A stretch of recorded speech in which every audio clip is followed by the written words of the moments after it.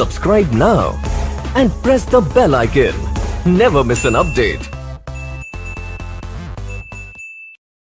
Bismillahirrahmanirrahim. وَلَقَدْ آتَيْنَا لُقْمَانَ الْحِكْمَةَ أَنِ اشْكُرْ لِلَّهِ وَمَنْ يَشْكُرْ فَإِنَّمَا يَشْكُرُ لِنَفْسِهِ وَمَنْ كَفَرَ فَإِنَّ اللَّهَ غَنِيٌّ حَمِيدٌ. اور ہم نے لقمان کو حکمت عطا فرمائی کہ تم اللہ کا شکر ادا کرو، اور جو اللہ کا شکر ادا کرتا ہے یقین جانو وہ اپنی ہی ذات کا شکر ادا کرتا ہے، اور جو کفر کرتا ہے بے شک اللہ پاک بے نیاز ہے اور خود بذات خود قابل تعریف ہے۔ حضرت لقمان علیہ السلام نبی نہیں تھے بلکہ حکیم اور فقیہ تھے۔ جمہور سلف کا اسی بات پر اتفاق ہے، لیکن ایک روایت میں صدیق اکرم رضی اللہ تعالیٰ عنہ نے فرمایا کہ وہ نبی تھے مگر ان کی سند ضعیف ہے۔ امام بغوی نے بھی یہی فرمایا ہے کہ وہ فقیہ اور حکیم تھے، نبی نہیں تھے۔ بہرحال یہاں سے اللہ پاک نے ان کی چند نصیحتوں کو ذکر فرمایا ہے جو انہوں نے اپنے بیٹے سے کی تھی۔ ان نصیحتوں پر ہمیں بھی عمل کرنا چاہیے تاکہ ہمیں بھی اپنی زندگی میں فائدہ ہو۔ وَإِذْ قَالَ لُقْمَانُ لِابْنِهِ وَيَعِظُهُ يَا بُنِيَّ لَا تُشْرِكْ بِاللَّهِ، اور اس وقت کو یاد کرو جب لقمان نے اپنے بیٹے سے نصیحت کرتے ہوئے فرمایا تھا اے میرے بیٹے شرک مت کرنا اللہ کے ساتھ، اس لیے کہ شرک ایک بہت بڑا ظلم ہے۔ چونکہ شرک کرنے والوں کی اللہ پاک مغفرت نہیں کریں گے اور تمام گناہوں کی مغفرت کر دیں گے۔ قرآن نے کئی جگہوں پر ارشاد فرمایا ہے مثلا ان اللہ لا یغفر ان یشرک بہ ویغفر ما دون ذلک لمن یشاء ومن یشرک باللہ فقد افتری اثما عظیما، کہ اللہ پاک شرک کرنے والوں کی مغفرت نہیں کریں گے اور ہر گناہ کی بخشش کر دیں گے۔ یہاں پر اللہ پاک نے شرک کے ضمن میں جملہ معترضہ کے طور پر کچھ باتیں ارشاد فرمائی ہیں کہ اگر ان کے والدین بھی اگر اپنے بیٹے کو شرک کا حکم دے تو ان کی بات پر بھی عمل نہیں کیا جائے گا، البتہ ان کے ساتھ حسن سلوک تو کیا جائے گا، لیکن ان کی بات پر جو خلاف شرع ہے، جو قرآن اور حدیث کے اور اللہ پاک کے حکم کے خلاف ہے، ان کی بات پر عمل نہیں کیا جائے گا۔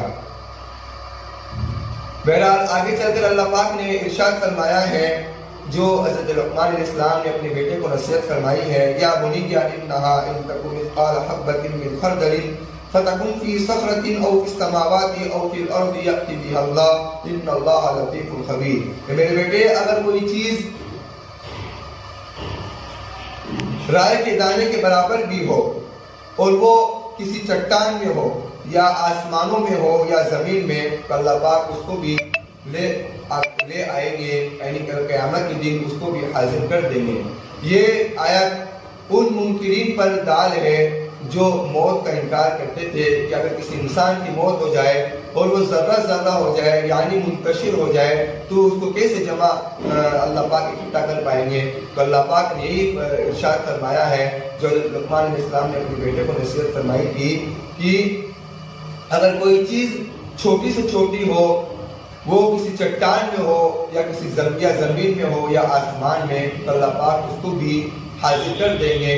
تو انسان کو تو اللہ پاک بدرجہ اولا حاضر کریں گے، جیسے کہ قرآن میں ایک جگہ اور ارشاد فرمایا ہے اَيَحْسَبُ أَن لَّن نَّجْمَعَ عِظَامَهُ، کیا تم یہ گمان کرتے ہو کہ ہم انسان کی ہڈیوں کو جمع نہیں کر پائیں گے، بلکہ اللہ پاک اس پر یہ قادر ہے کہ وہ کوروح کو بھی جمع کر دیں گے۔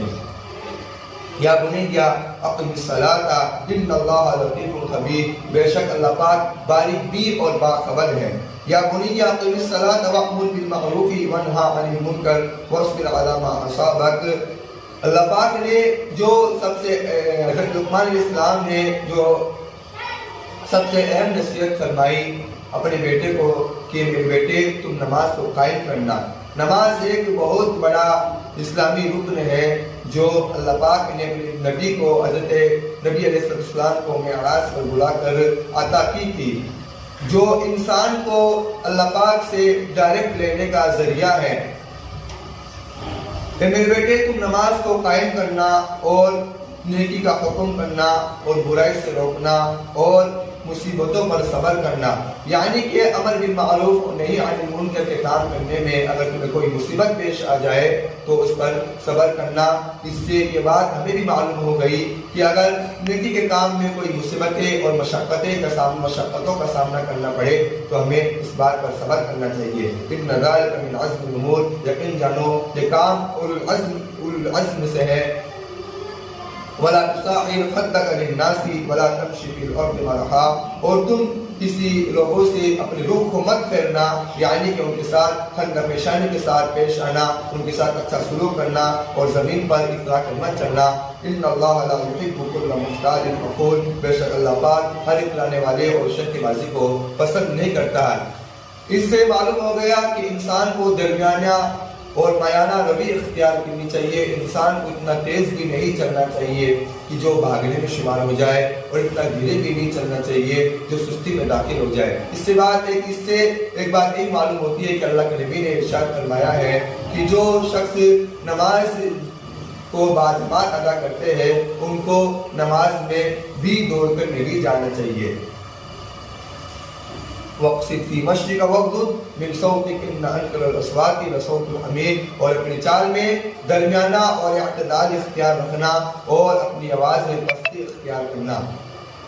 اس سے یہ بات ثابت نہیں ہوتی ہے کہ انسان کو اتنا باریک بھی نہیں بولنا چاہیے، اتنا دھیرے بھی نہیں بولنا چاہیے کہ اپنے سامنے کو نہیں سمجھا سکے اور اپنی آواز کو سامنے تک نہیں پہنچا سکے، اور نہ ہی اتنا تیز بولنا چاہیے جس سے شور و گل مچ جائے، جس سے انسان کو تکلیف پہنچے۔ ان انکر الاصوات لصوت الحمیر، بے شک بری آوازوں میں سب سے بری آواز گدھے کی ہے، اس لیے کہ گدھا زیادہ چیختا ہے اور ہانکتا ہے۔ اللہ پاک ہمیں ان تمام نصیحتوں پر عمل کرنے کی توفیق عطا فرمائے۔ وما علینا الا البلاغ۔